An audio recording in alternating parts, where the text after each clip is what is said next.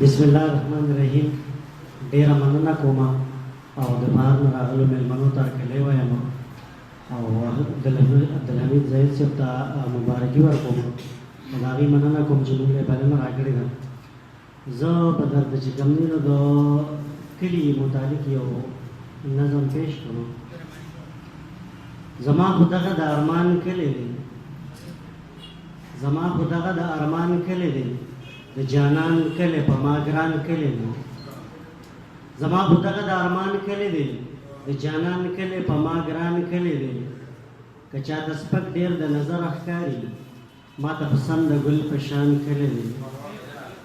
که ورته لاړې دې نه رابه نه شي، که ورته لاړې دې نه رابه نه شي، دومره ښایسته مې د جانان کلی دی.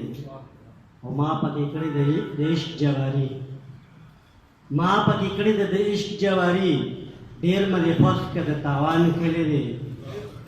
او مننه. بغیر له ده نه ورانو جال ښکارېږي، بغیر له ده نه ورانو جال ښکارېږي. زما په یار باندې ودان کلی دی.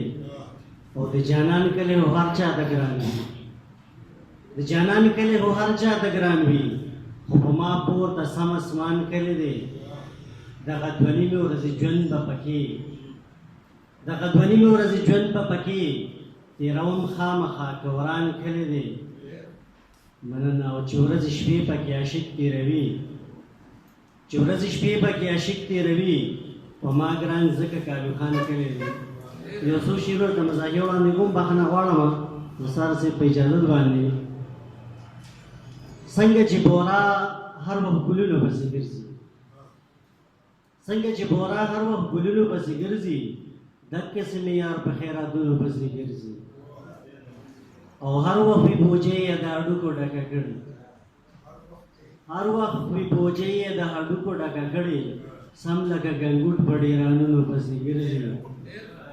او مننه. چا سره چې نوټ وي وي هغه سره په غېږ کې، چا سره چې نوټ وي وي هغه سره په غېږ کې، ته به وایې ډمه د نوټونو پسې ګرځي.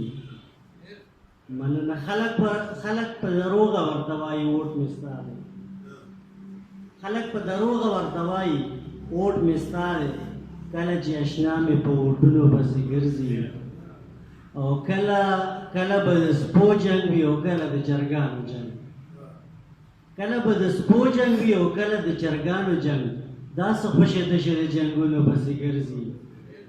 او ځان ته یې پړونې د کور ور کې کېښودلی وي، ځان ته یې پړونې د کور ور کې کېښودلی وي، دا د کور مېرمن هر وخت وزرونو پسې ګرځي. او ما د عشق په جال کې د مئی غونده ګیر کړی دی، ما د عشق په جال کې د مئی غونده ګیر کړی دی، ځکه مې عاشقه په شعرونو پسې ګرځي.